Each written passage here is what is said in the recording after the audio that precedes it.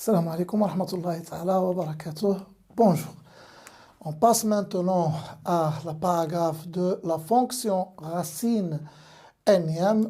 Donc, je vais commencer par cette petite introduction. Donc, la fonction f qui est définie de 0 plus l'infini vers 0 plus l'infini, qui a x fait correspondre x à la puissance n pour tout n appartenant à n étoile.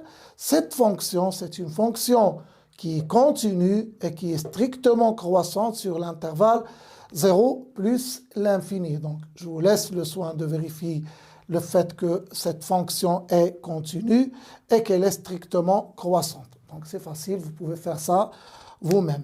Donc, puisque cette fonction est continue et elle est strictement croissante sur l'intervalle 0 plus l'infini, donc elle admet une fonction réciproque f-1 qui est définie sur l'intervalle j qui est égal à f de i, c'est-à-dire f de 0 plus l'infini, qui va donner 0 plus l'infini puisque la fonction est strictement croissante, f de 0 c'est 0, et la limite lorsque x tend vers plus l'infini de x à la puissance n, c'est plus l'infini. Bon, la définition. Donc, soit n un entier naturel non nul. Donc, la fonction réciproque de la fonction qui a x fait correspondre x à la puissance n sur l'intervalle 0 plus l'infini s'appelle la fonction racine nème. Donc f-1, elle est définie de 0 plus l'infini vers 0 plus l'infini, qui à x fait correspondre la racine d'ordre n de x, la racine nème de x, la racine d'ordre n de x.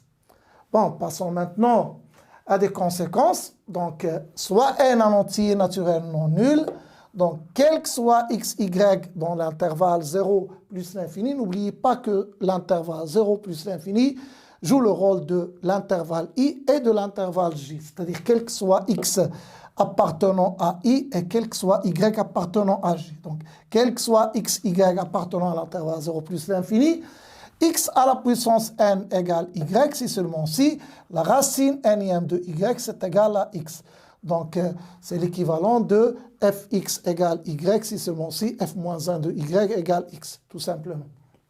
Bon, la deuxième, quel que soit x supérieur ou égal à 0, la racine nème de x à la puissance n est égale la racine nème de x, le tout à la puissance n, c'est égal à x.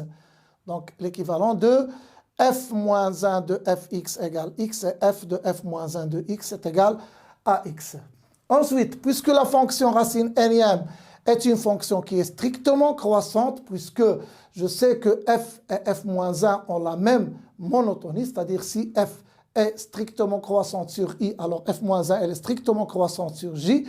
Donc c'est ce que je peux dire concernant la fonction racine nème. Donc elle est strictement croissante sur l'intervalle j, c'est-à-dire sur l'intervalle 0 plus l'infini. Et donc x inférieur à y, si seulement si la racine nème de x est inférieure strictement à la racine nème de y.